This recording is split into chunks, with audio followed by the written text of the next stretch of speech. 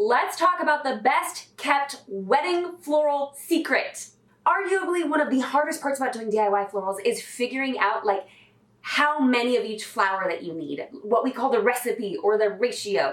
It's not fun. It's not fun, and like God bless florists who do this for a living, which by the way, if you don't know if you are gonna DIY your florals or if you should go with like a professional or you know, where your stress level is on the scale, I highly recommend you check out our floral quiz. Literally over 10,000 of you have taken it already. Insane, and I will provide you with actual links to companies that you should be working with based on your budget and time/stress level, so check it out. I don't know why I keep pointing there because I talked about it for like 30 seconds, so it's not there anymore. It's probably down below. So in this week's video, I am taking pre-made wedding collections from one of our favorites, 50 Flowers, and showing you how you can take these pre-made designs and using them for a myriad of displays. So without further ado, let's just jump right on into it. Okay, so quick breakdown of what we ended up receiving from this 50 Flowers order. We got 4 corsages and 4 boutonnieres. They're both pin-ons.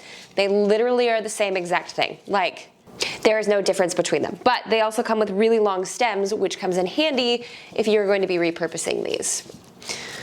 So we got those, and then we got 3 bridesmaid bouquets that all are about this size. They're really tightly packed. There's a lot of really great options in there if you choose to break those apart. And then 1 bridal bouquet. So this one's larger, and you can tell, I mean, it is marked bridal bouquet, but also has a really large succulent in the center of it too.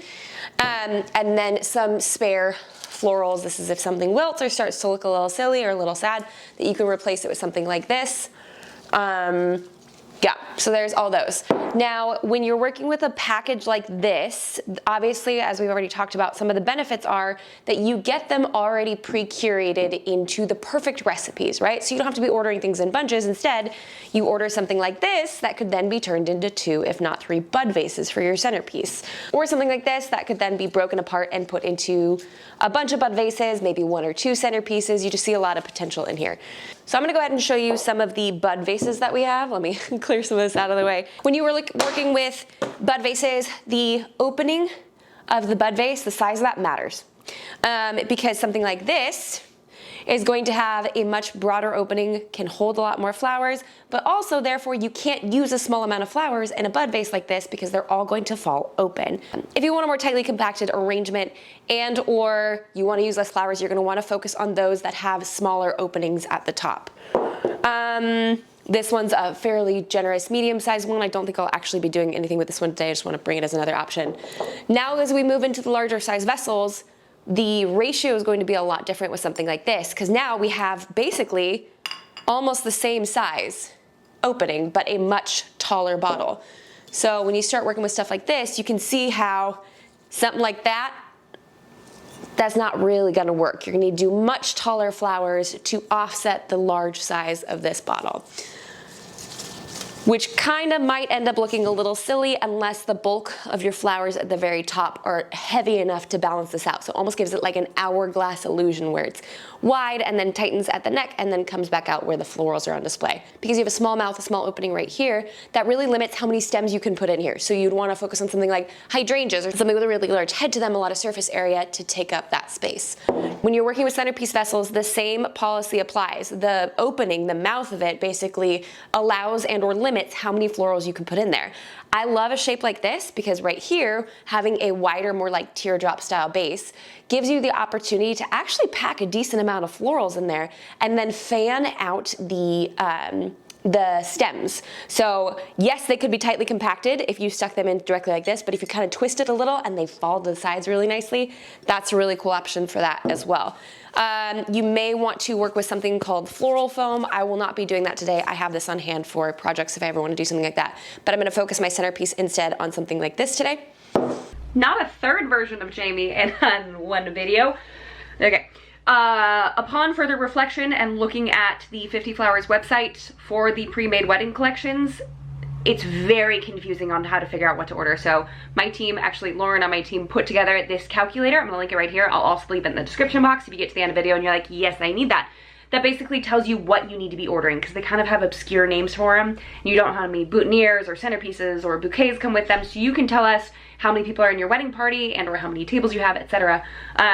Basically in this little like calculator and we will tell you what packages you should order because again, their website needs a little bit of work in that department. It's just a little confusing. Okay, back to the video.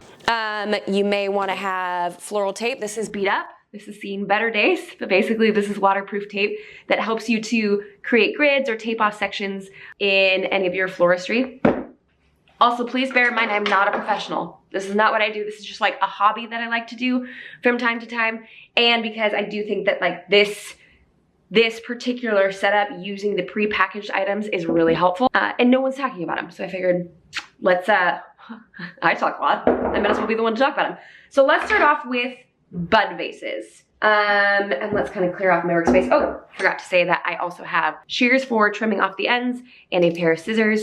So they all the corsages and boutonnieres come with these 2 pins on the back. You do need those if you're actually using them as a corsage or a boutonniere, but in this circumstance, you do not need them because we are repurposing this into something else. Honestly, it's when I saw how long these stems were that I was like, money, we will make that into bud vases. That could be perfect.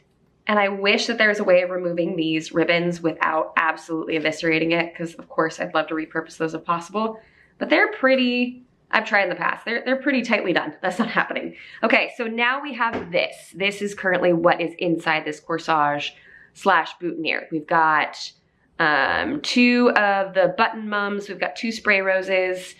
This is the, gosh, what is this one? I don't know. I'll lay them on the screen. I'll ask our in-house florist and lay them on the screen. And then we've got, I think these are 2 different kinds of eucalyptus. So you can see that we've got a pretty well put together little display. And if it is a corsage or a boutonniere, it's got a nice back to it. It lays really flat, it's perfect.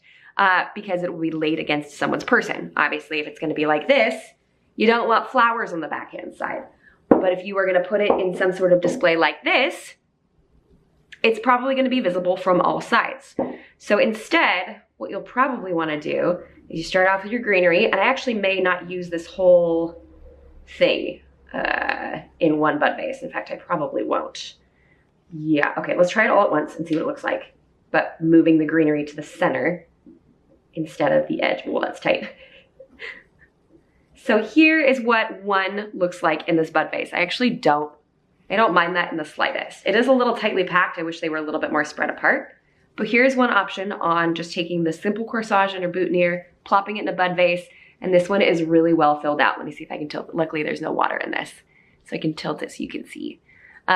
Super well filled out, a little tightly compacted. I could see maybe removing 1 or 2, but it just honestly makes like the perfect little bud vase arrangement. Let's take that and replicate it with one with a larger mouth like this. And when I go ahead and plop that in, they kind of loosen up a little bit, which is kind of nice. I don't mind that either. But the problem for me is the length of these stems, in my opinion, is too short. I would prefer for these to be standing up a little further and spread out a little further to better balance out the bottle. So because of this, I would prefer it to be up and a little bit more spread out. So I don't exactly like that length for this style bottle. Try this one for kicks. Yeah, that kind of works. See that hourglass shape that I'm talking about? How it like comes to a point right here and then fans back out to balance each other out. That's fun. If we wanted to divide this up, here's what I would do. I would lay out all of the items that are in this, right? And so right now it looks like I've got 2 pieces of eucalyptus. We've got this that has multiple stems to it, but could be broken up possibly. In fact, I would do this personally. So that's one, and that's another set. These could each be broken up. Just cut this one off like this. These could be broken up. These cannot be broken up because it is like a little fork at the end. So I'd probably do something like this and then something like that. Take one of these, take that one, take these and that one. And now we are going to put together another little setup. Let's do this here. Let's do this one here. Nope, don't like that. Hold on. Wait. This got really short. Hold on. Okay, do this here. Okay, let's swap out these 2 because this one particular bit of greenery is much taller. And these I think would be a little shorter. So now the button mums ended up being a tish shorter than I wanted them to. But now we've created 2 bud vases out of 1 boutonniere. They're less full. They're less opulent feeling and looking. Like, I definitely love and appreciate the fullness of each, like the fullness of 1 boutonniere or corsage in 1 bud vase. But this is the perfect little recipe. Y'all, that took me like 2 seconds. Okay, slightly longer than 2 seconds. And I'd probably go through, actually, maybe I'll do this real quick. Get this up front. I'd probably go through and do a little trimming down to some of these stems. In fact, I'm gonna go ahead and do that with this one real quick. Bring it down a little, because we've got that 1 mum that's super low. There we go. So now that these all kind of flow in height a little bit better. There's that and that. And that is off of 1 corsage, 1 boutonniere, and I have 8 of them in front of me. So that could get to the point where we could get 16 bud vases out of this. Now it depends on the size of the table, depends on what else you're doing with this. I would say 1 to 2 bud vases per table if it's done in conjunction with a big old centerpiece like this. It could be a really great call. Or if you're only doing bud vases, make sure you have a lot of varying heights. So these 2 are okay. I would probably want to introduce something that's much taller like this, or even a wine bottle. So we get a nice trio of heights. And that was with minimal cutting. I didn't really adjust the heights on any of these. You totally can. Most professionals would. But if you're at the point where, like, I want real flowers, but I just want to get the job done, this is something worth considering. Because that was no math. I did no math on that. I just divided in 2. That was pretty quick. All right, so now let's go ahead and take one of the bridesmaid bouquets, and you can see here that it's mostly florals in the middle with all of this heavy greenery on the outside. You could totally take it, keep it, use it just like this, but let's go ahead and see how we can repurpose this real quick. And again, oh, we got some pins in here. Be very careful when pulling these apart, all right? So option 1 with this kind of bridesmaid bouquet, go ahead and get your thumbs in the middle and just try generally splitting it down the center. All right. Now I have 2. Little bit of zhuzhing, a little bit of spinning this around. Those are pretty hefty bouquets. They don't look that large at first glance, but when you pull them apart, you realize that there is a lot of florals and a lot of greenery in each of those. So I personally would just kind of take the stems and twist them a little bit. So we're getting a little bit more of a little more life, a little more movement to this. I also don't love the baby's breath on the outside. But obviously, again, I'm trying to keep this as minimal as possible. Like, it's not our goal to do a ton of work to this to make it exactly what we need it to be. We're not here to be florists. We're not here to, like, knock everybody's socks off. But how do we get the job done affordably and still get you the results that you want? So I just put the baby's breath towards the middle. I like that a little bit more. I'm gonna take some of this eucalyptus, get it more in the middle. So now we have a little bit more filling out. Now we have 2 for the price of 1, all right? I would then take some sort of ribbon, ideally the ribbon, if you could salvage the one from this display and not totally brutalize it like I just did. If you can keep that together, do that. Again, is this as curated as a professional florist? Absolutely not. No chance in heck. Right? But it's beautiful and it's easy and it comes together so stinking well. So this is still a generous size, right? Like, that's not small. This is a decent sized bouquet. So we're gonna go ahead and, I'm not gonna show how to wrap or do any of those techniques in this video, but what I am gonna do is I'm gonna go ahead and, I'd probably end up doing a little bit more switching it up. This one still has 3 roses and that one has 1. So I'd probably actually pull one over. But that would take time that we don't need to be devoting right now. I'm gonna see if I can get away with half a bouquet in this centerpiece. Okay, this is just plunking it straight down in there. No trimming, no nothing. This, in my opinion, does not quite work. I want these to be a little bit shorter. You could do that if you want to, but it kind of just looks sparse to me. There's like way too many gaps. Let's go ahead and try and fill them back in together and see how it does with 2. I can almost guarantee you this is going to be too much.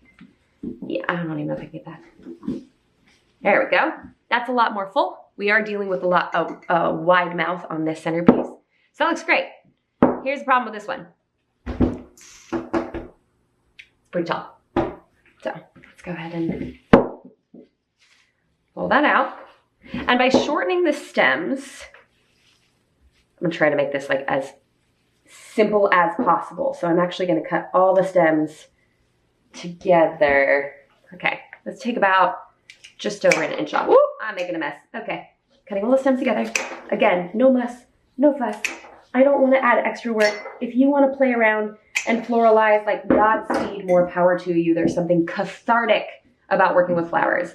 But if you just wanna get the job done, there she is, that's much better. So I'm still seeing some of the gaps from the top, but now from the side, you get that hourglass figure that we were looking for before, where it's nice and wet at the bottom, tapers in really nicely, and then this fans out beautifully. I'm feeling a little picky, so I'm gonna pull this one out. Still a tish too long for me. Okay.